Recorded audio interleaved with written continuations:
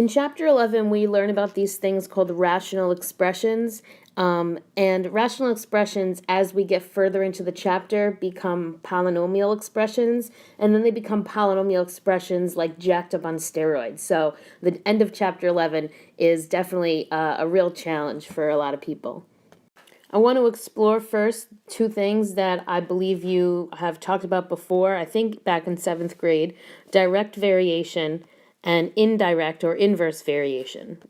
In a direct variation, as one value increases, the other value increases, or vice versa, meaning as one value decreases, the other value decreases. When you have a direct variation, you have a linear relationship, and direct variation relationships also go through the origin. That's also something very interesting about direct variation. So it could be going down or it could be going up, but they're linears.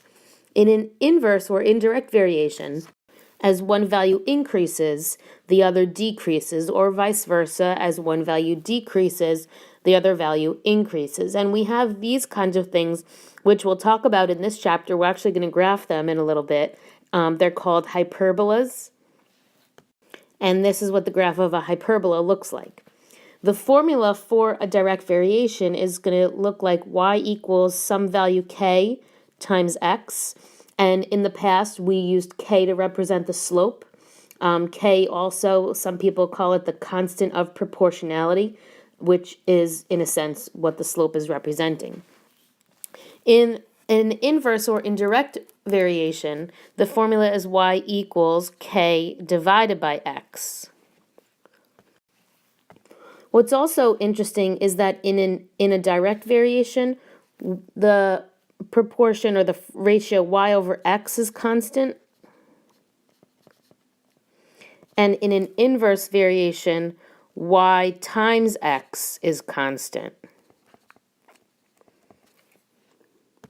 So let's use this to kind of figure out if something is direct or inverse.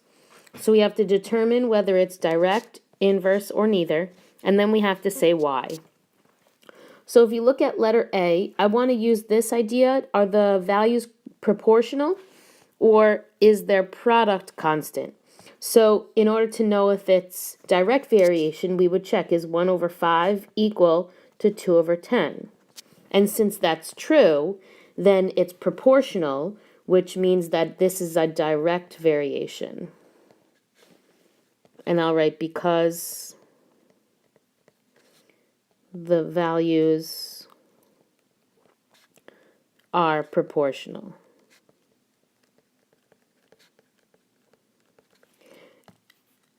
The way that we would check if it were an inverse variation, just for those of you that are wondering, we would say, is 5 times 1 the same as 2 times 10?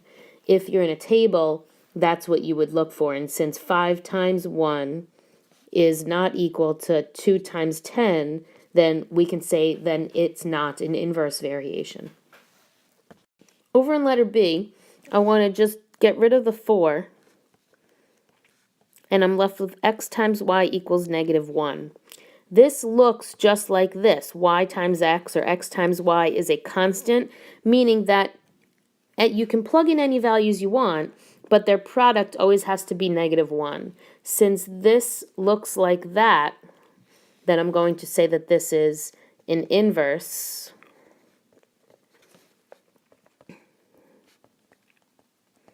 because xy is constant.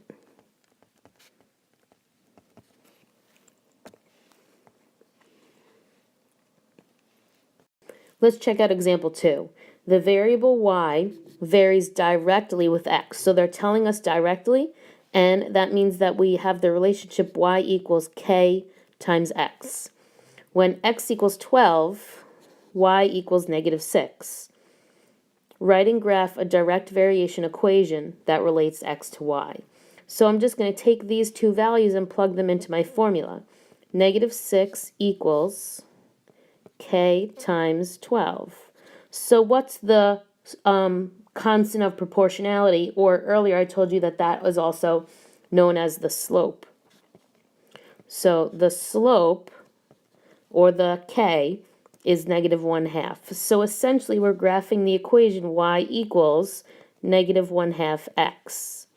Hopefully you remember how to do that. This is the equation that they want. And I know it's been a while since we graphed lines,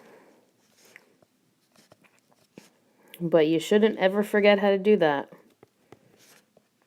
So the intercept is at 0, and then go down 1, 2 to the right.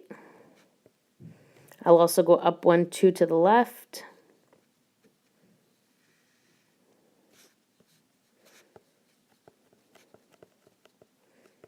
And there we go.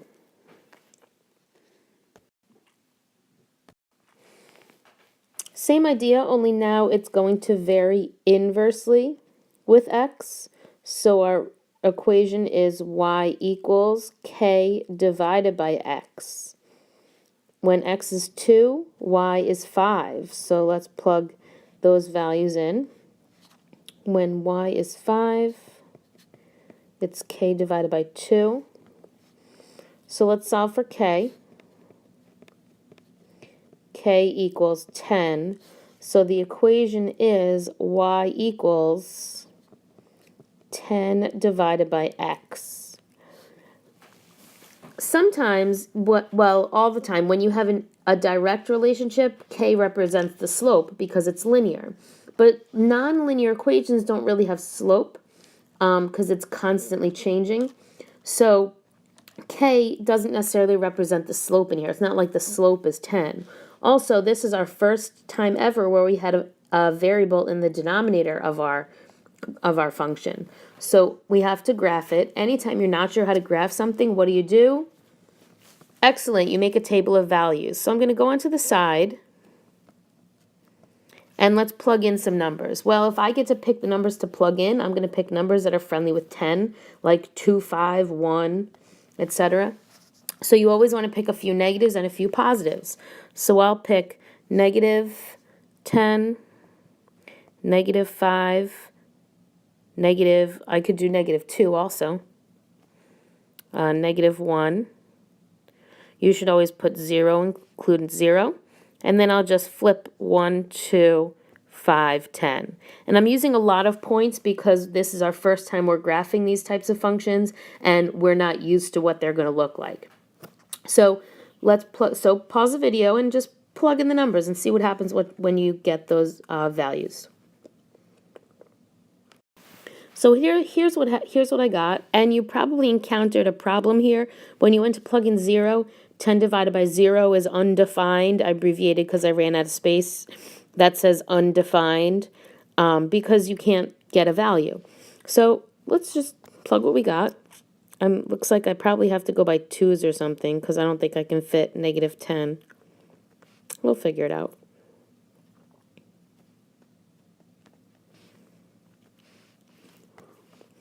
Negative 2, 4, 6, 8. Yeah, so I can go by 2s.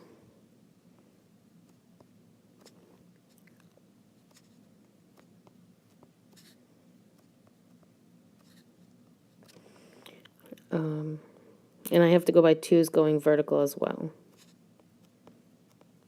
Okay, so now let me graph.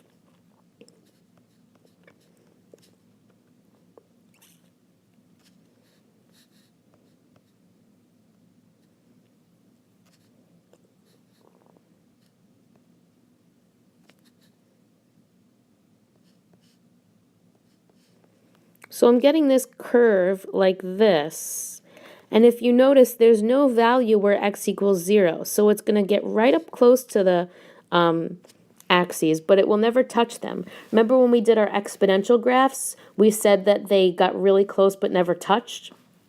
We're going to give that a word in a little bit. But right now, don't touch the axes because there aren't any values that actually you would be able to plug in to get those numbers. And then there's a whole other side. There's the whole positive side. So I have to graph 1, 10. Then I graph 2, 5. 5, 2. And 10, 1. So it looks like there are really two graphs here, but there's really only one. And I'll label, you only have to label, obviously, it once, y equals 10 divided by x. That's what the graph looks like. It's definitely nothing that we've seen before, but we'll get to them throughout this chapter. Which situation represents an inverse variation? So we're looking for xy to be constant.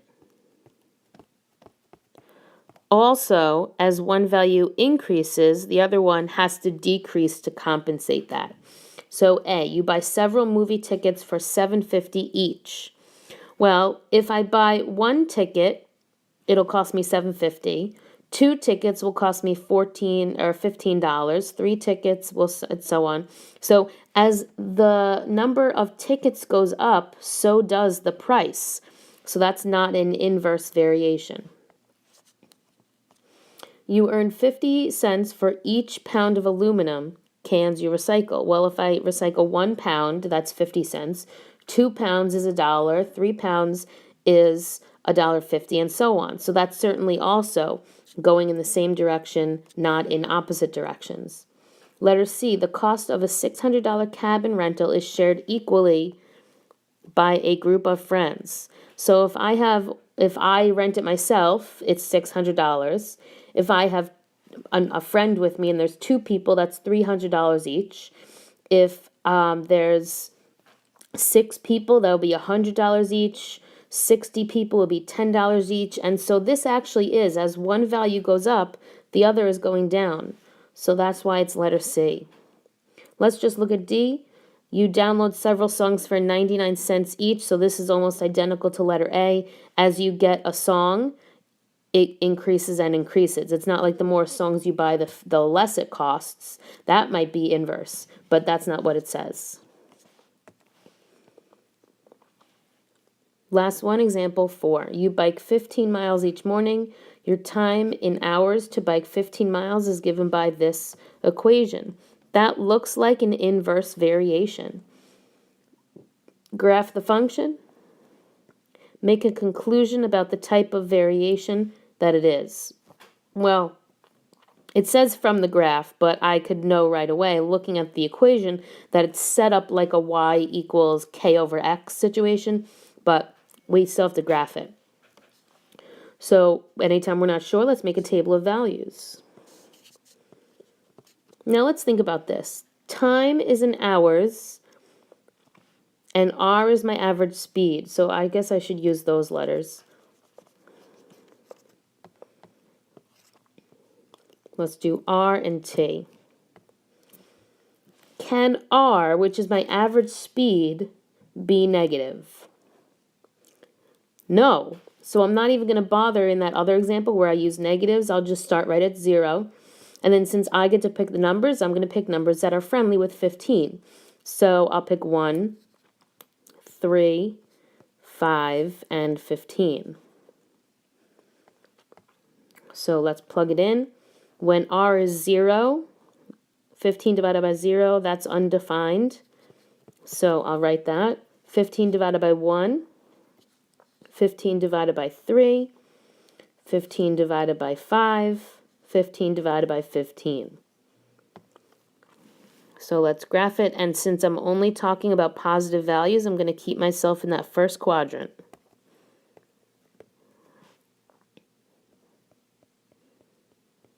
Oh, so close. I have to go by 2's.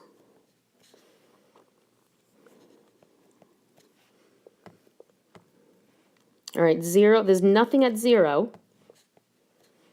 but their first number is 115.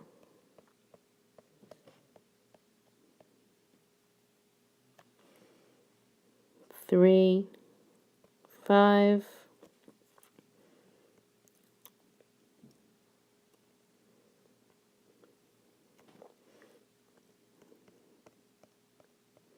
and 15, 1. When you connect it, do not touch the axis because it doesn't ever touch because their values are undefined. The name of the function is t equals 15 over r. I should probably change those. This is R, and this is T.